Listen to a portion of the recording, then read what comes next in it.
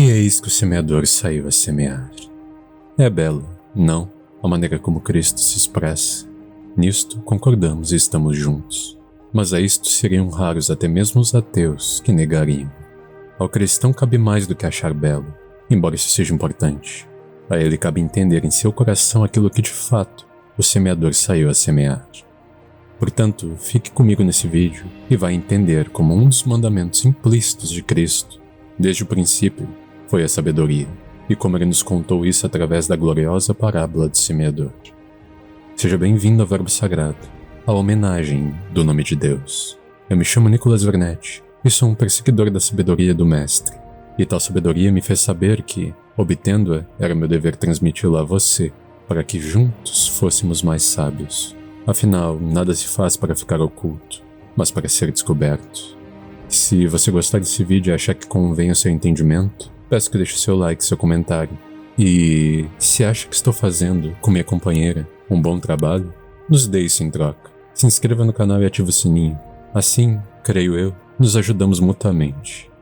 Este vídeo é um complemento à nossa narrativa da série Jesus Cristo Ensina, falando sobre a sabedoria. O card está aparecendo aqui em cima, e o link para a playlist vai estar no final do vídeo e também na descrição.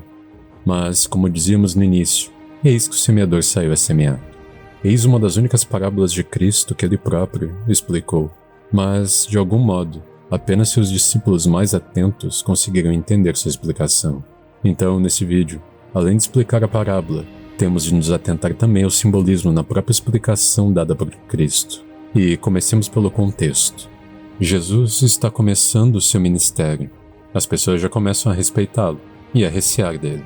E, dado que um de seus objetivos nesse mundo era trazer a luz do conhecimento, ele nunca perde uma oportunidade de, na língua dos homens, contar histórias que simbolizam as coisas celestiais. Como ele próprio diz a Nicodemos, eu tenho falado de coisas terrenas, e não compreendem nem creem.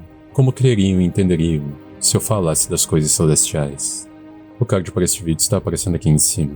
Então, sempre que quando diante do povo, como ele próprio vai dizer nesta passagem do Evangelho, ele vai falar àqueles que não têm em si entendimento por parábolas. Esta parábola aqui, talvez a mais famosa, opto por usá-la no início da minha narrativa sobre a sabedoria, porque nela está contido muito mais do que meramente nossos conceitos de bem e mal. E nisto você compreende a questão do pecado, que também já fiz uma narrativa explicação. E sim, o card está aparecendo aqui em cima. Vão e assistam os outros vídeos. Tudo aqui é linear. Não tenho ideias de vídeo à toa. Tudo é um projeto. Tudo está interligado. E o entendimento pleno vem de se observar o todo e não apenas uma parte. Mas então, reunido o povo ao redor dele e de seus discípulos, Jesus olha para eles e conta esta parábola. E vamos agora entendê-la parte por parte. E eis que o semeador saiu a semear, e uma parte da semente caiu ao pé do caminho. Aqui, atentem-se ao cair ao pé do caminho. Observem que do modo como está construída a narrativa, não está o semeador derrubou a semente ao pé do caminho, ou ainda, o semeador tentou semear no pé do caminho, porque era tolo e não entendia do seu ofício. Não, a semente caiu ao pé do caminho, e vieram as aves e a comeram.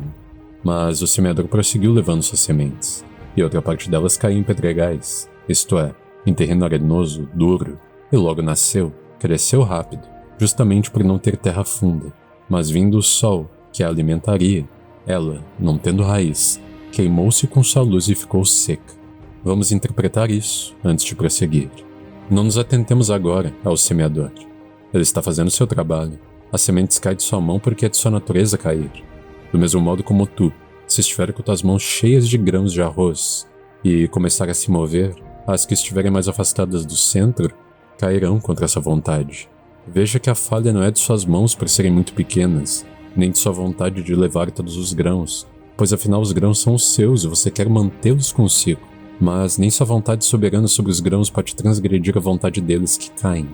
E o que faria você? Parar para recolhê-los, derrubando assim, antes de chegar ao lugar onde queria depositá-los, o restante dos grãos? Deixai-os onde caíram, e depois volte para recolhê-los. Mas, infelizmente, a semente que cai ali não cria raiz em si mesma. Vindo o sol, que a alimentaria, para ela é pesado e quente demais, chega a machucá-la, e ela fica seca. Sim, como uma pessoa seca. Acho que está acompanhando meu raciocínio. Então vamos adiante. O semeador não parou o seu caminho. e outra parte da semente caiu entre espinhos. E aqui entra a beleza da capacidade de Jesus de fazer tantos paralelos numa afirmação tão simples. Ora, a semente cai entre espinhos. Já entendemos por que a semente cai, com exemplos. E não comentarei o óbvio de que a semente é uma metáfora muito precisa, pois como a semente do homem tem a vida, assim também a semente de uma planta é potência de vida. Mas nos atentemos à metáfora do espinho, que nessa história cresce ao redor da semente, em vez da semente crescer. Os espinhos tiram sua possibilidade de crescer, de frutificar, roubam sua vida, conforme vão se alimentando dela, sufocando-a. O espinho tem um significado muito grande dentro da palavra. Ele simboliza justamente o pecado, não como contaminação interna, mas como algo que incomoda, machuca. E não é por acaso que no momento de sua glória celestial, no cumprimento de sua missão, é uma coroa de espinhos que está em sua cabeça, e os romanos puseram ali para zombar dele, sem saber que, sim, não era ele o rei dos judeus, mas o rei que prevalecia sobre os pecados e ali trazia o pecado em si mesmo para a morte.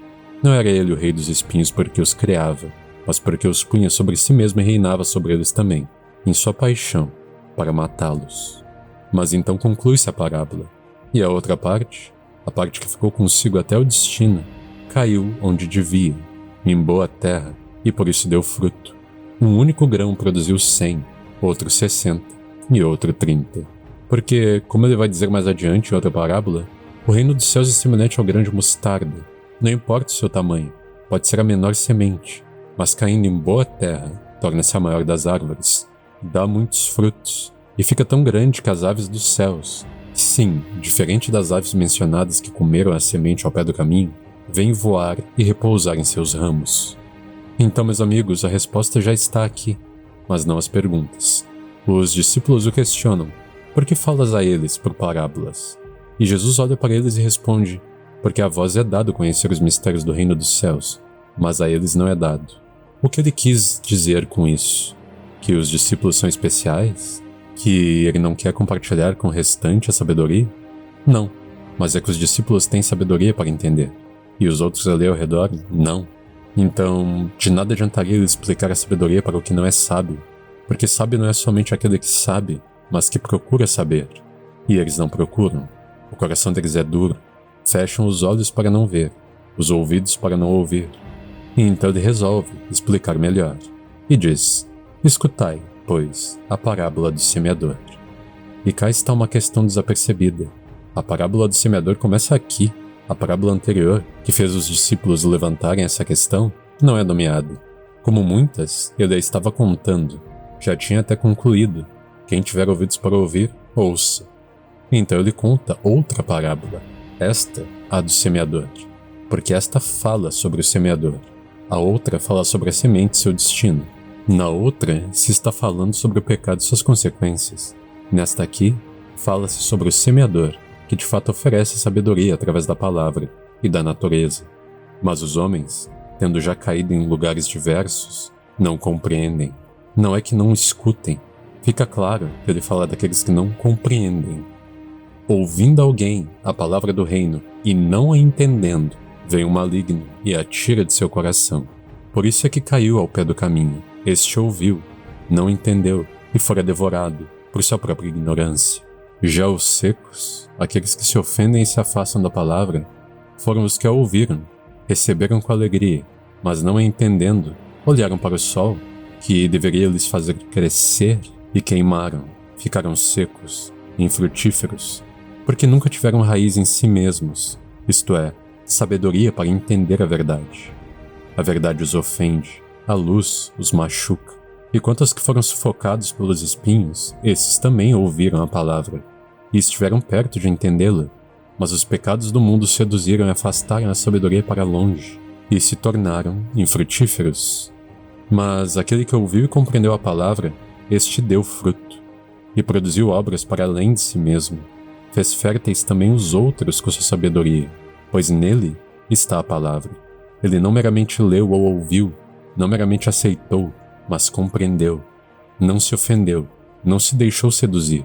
Em vez disso, fez-se sábio e produziu 100, ou 60, ou 30, ou 1000. Ele multiplicou, como é da ordem de Deus, aquilo que foi dado a ele. Pois quem é o semeador?